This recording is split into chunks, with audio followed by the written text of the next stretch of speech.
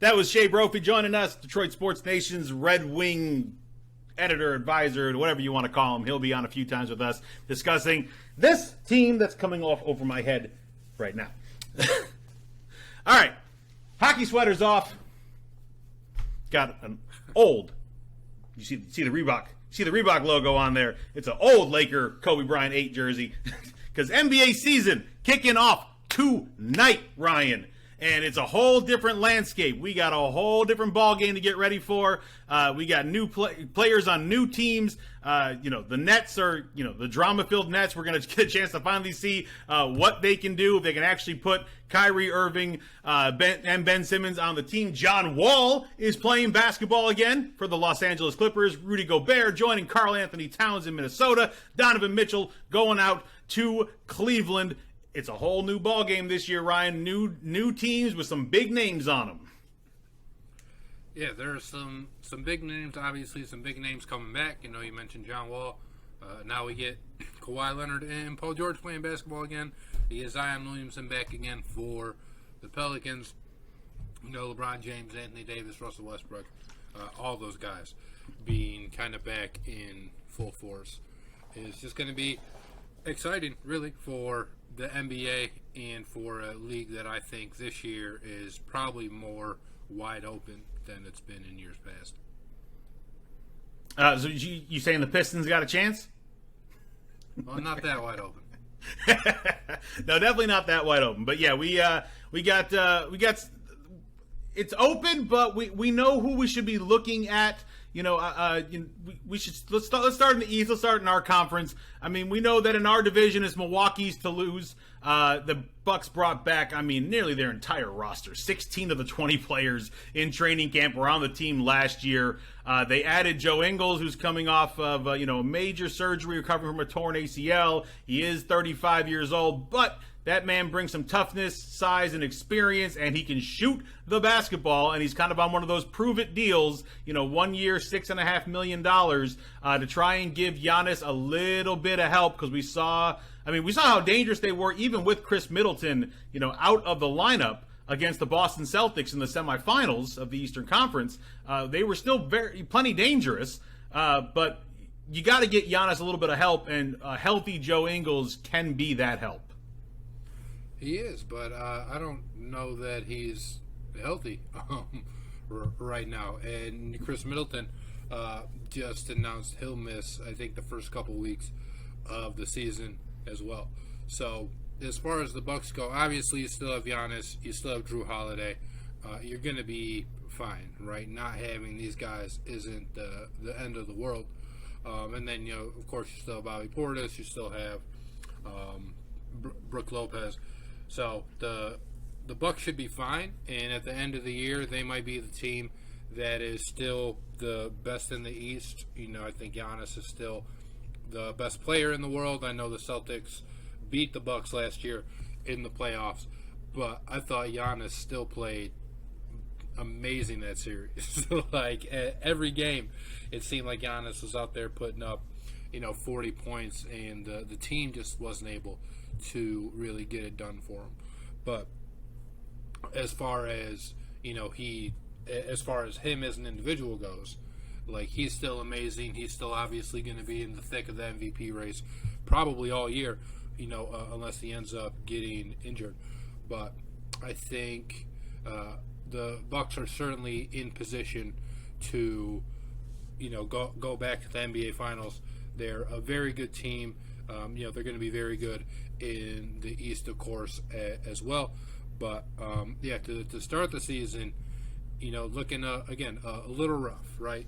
So the Bucks GM, John Horst, said that Ingles is probably looking at a return sometime in January. So the Bucks aren't going to have him, obviously through Christmas. It's kind of like the first big NBA marker. And then it sounds like they'll get him back, sometime maybe a couple weeks before the All-Star break. But not having Ingles, not having Middleton, it will put some more pressure on Giannis, I think, to not have a couple of those wing guys be scorers. But then you're just going to be looking at other guys to step up. I already mentioned Drew Holiday, but Grayson Allen, Jordan Nwora is somebody that I think they'll rely on more heavily this year than they did last year.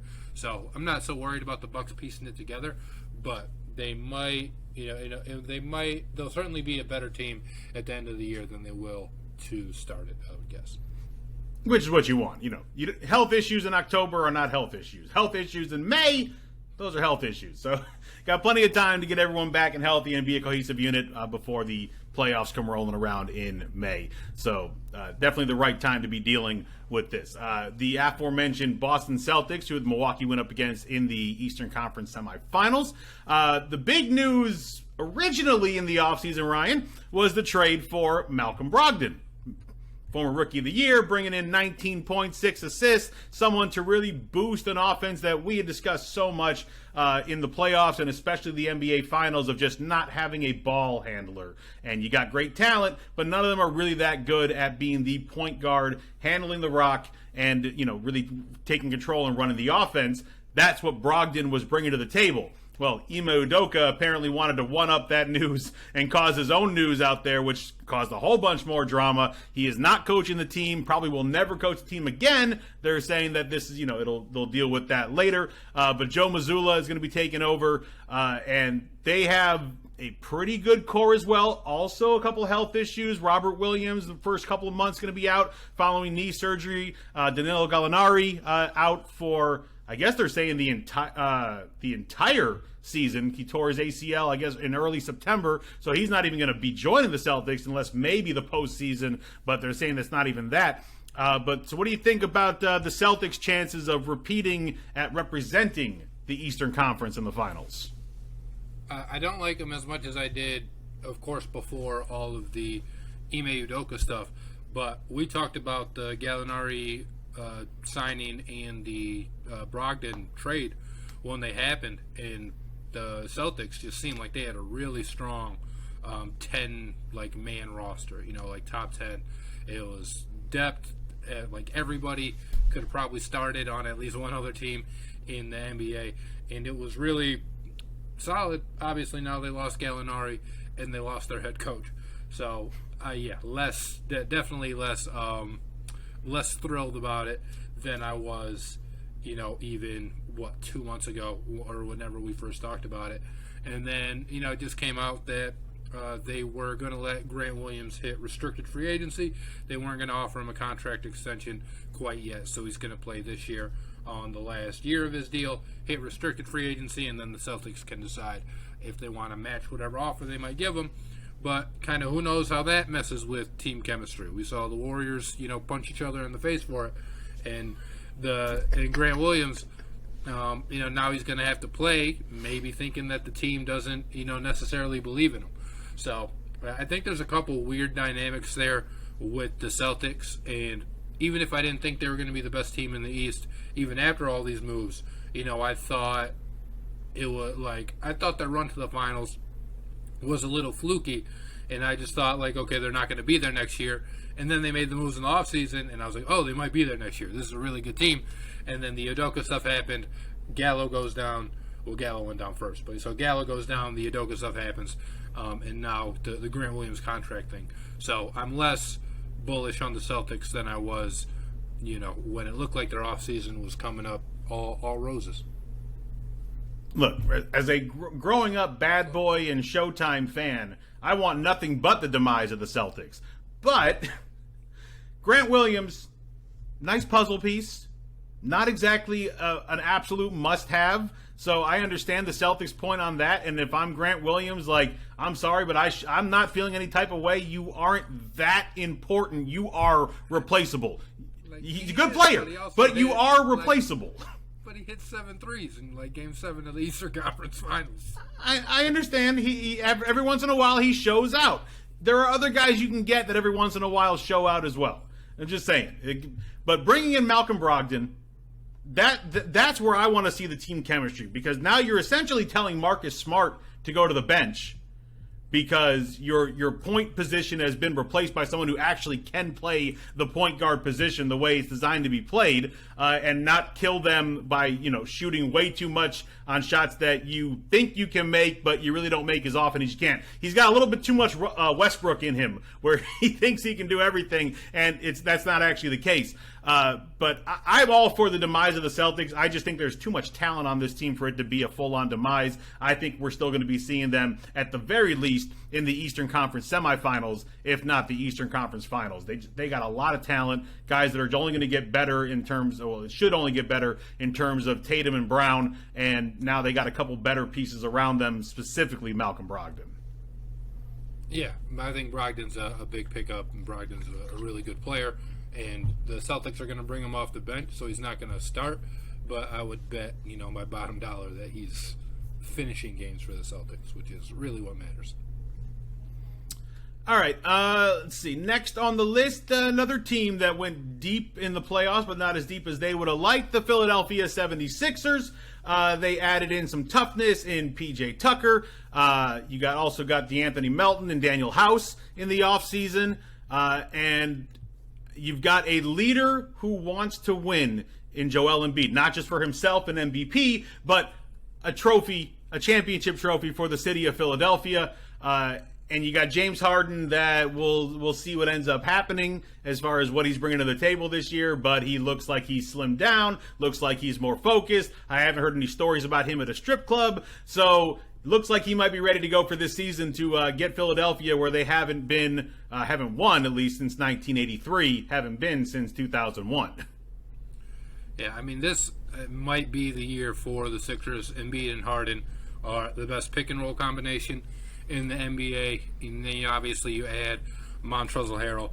You still have Tobias Harris, Tyrese Maxey, who it seems like he should take another big step, and then a really underrated acquisition, DeAnthony Melton, to come in and play a backup guard for the Celtics. Melton's really good, and he's going to be an awesome addition to the Sixers team, which can also bring like Shake Milton off the bench, and then Matisse Thybulle, again PJ Tucker, like you just mentioned. So I do like what this Philadelphia team can be, both offensively and defensively. It's kind of just a matter of staying healthy for a guy like Joel Embiid, and then staying focused for a guy like James Harden. And while you can never predict health, I do think Harden is probably more focused than he's been since, I don't know, like one of his first few years in Houston. Yeah, and he's got a guy that's going to be, Joel Embiid ain't going to mince words. He's not going to be nice to James Harden if James Harden isn't doing the things that Embiid thinks Harden should be doing as a former MVP, as someone that needs that trophy to really solidify his legacy in the NBA, at least in my mind. I've never thought that highly of him. You know this. You love him. We've had this back and forth. I think the man is just the exact all the bad things about what the NBA has been as far as getting to the free throw line and nothing else. But Embiid ain't going to mince words, and if you're not doing things the way that he thinks you should, he's going to be on you. And so I think Harden will be putting on his best effort this year. I'm excited for PJ Tucker, and that man's shoe game is second to none. Philadelphia should appreciate the hell out of that because they've been known for it as well. And his three-point shooting, You almost have to do a double take when you look and you're like, wait, PJ Tucker hit 41% of his threes last year. He's a 37% shooter in general from deep. Like, yeah, PJ Tucker's that good from the outside, and they're definitely going to love that in Philadelphia. Yeah, PJ Tucker's really good. And for the Philadelphia team that, they struggled with shooting in the past, and they've done things to try and, like put the Band-Aid over it, but it just never seemed like it worked. Obviously they had brought in J.J. Redick, Seth Curry spent some time there, and they just, for whatever reason, like still struggled shooting the ball. As a team, obviously they had Ben Simmons. Matisse Thybulle isn't a very good shooter. Embiid likes to shoot him, but he's not all that good at him. So surrounding those guys with shooters, whether it is, again, somebody like Tobias Harris, who might not be great, but if you leave him open, he can hurt you. PJ Tucker, obviously, and then some of the other guys that we mentioned, D'Anthony Melton as well. Of course, James Harden, an excellent shooter. So I think this version of Philly is going to be different than any of the versions of Philly that we saw in the past.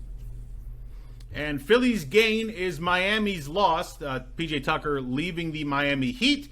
And Miami was trying to make all sorts of moves in the offseason, trying to land Durant, trying to land Donovan Mitchell. Didn't happen, so they gave Tyler Hero a 4-year, $130 million extension instead. But now you're looking at, a Jimmy Butler-led team that needs the pieces they already have to ball out. And one of those big pieces was Kyle Lowry, who didn't look his best. Obviously, was coming off injury last year. Apparently has come into camp in much better shape this season.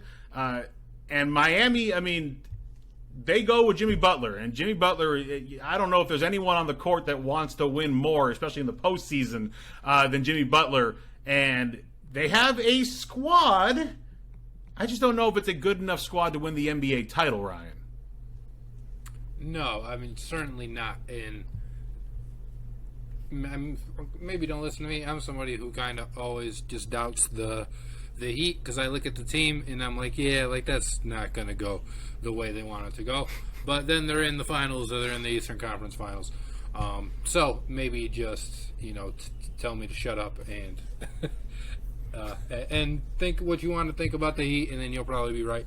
But, it's kind of tough to evaluate them even during the regular season, because Jimmy Butler is one of these guys who he's better during the playoffs than he is in the regular season. And you look at his regular season numbers, and not that they're bad, but just compared to some of the other big stars in the NBA, it's like, that's just kind of whatever. It's an all-star, but it's not, all NBA or anything like that. And then they get to the postseason, and then it seems like he turns it up another notch. But it's a team that they're returning, obviously most of their guys from last year. You got Jimmy Butler back, Bam Adebayo, Tyler Hero, Kyle Lowry, Duncan Robinson, Victor Oladipo, Max Strus. So from having that core back together, the Heat will be fine, right? They're going to be a team that is good in the regular season.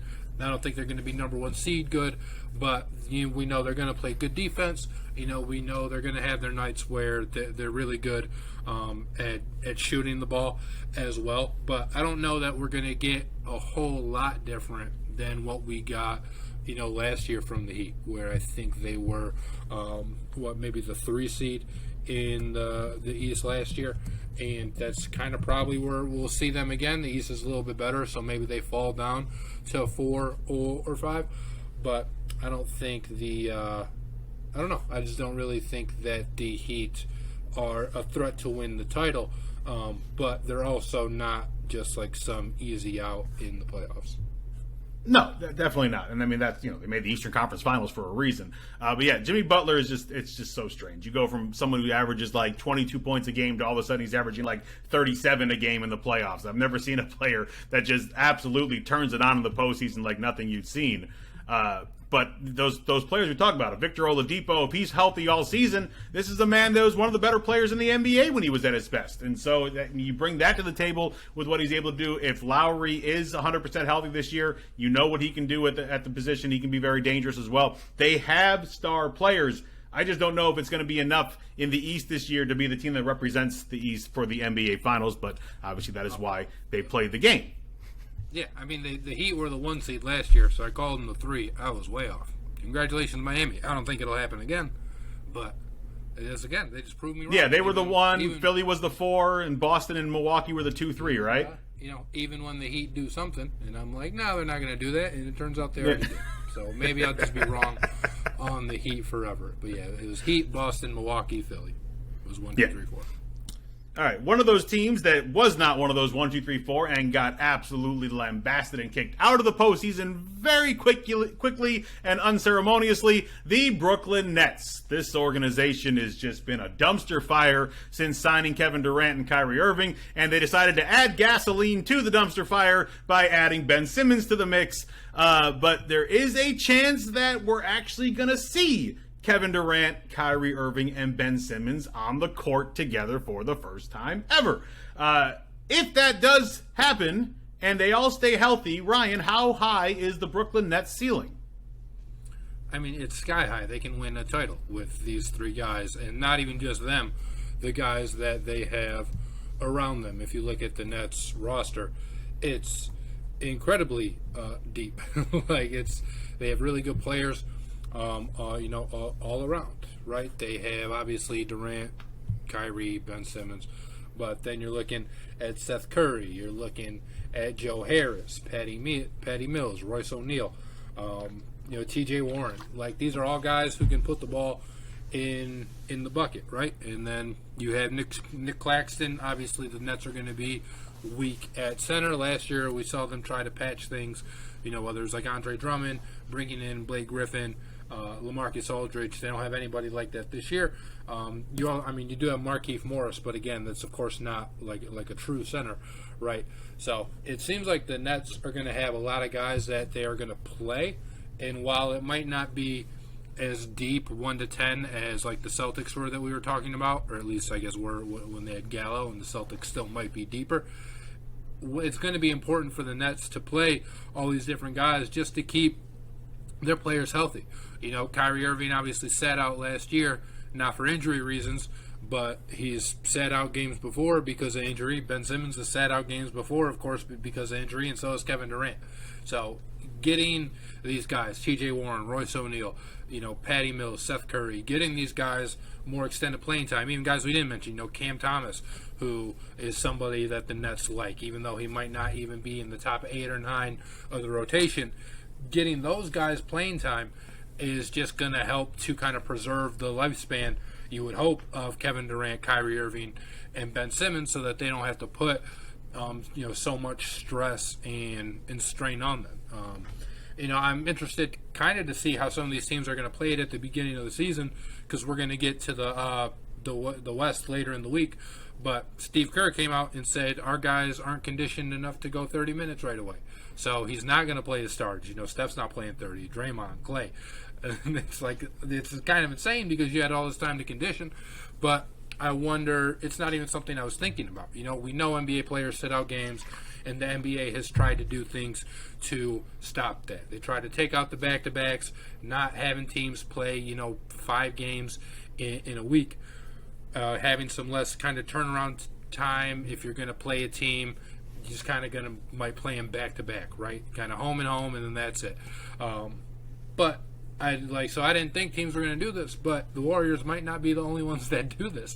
So it could go, we'll see if it works, I guess, in resting some of these guys. But the key for really all of these teams, but I do think the Nets kind of in particular, when you look at their big three, is just going to be health, because all of these guys have been huge question marks in that department for a really large portion of their careers. Even Kevin Durant had some foot issues in Oklahoma City, and then obviously tore his ACL in the finals.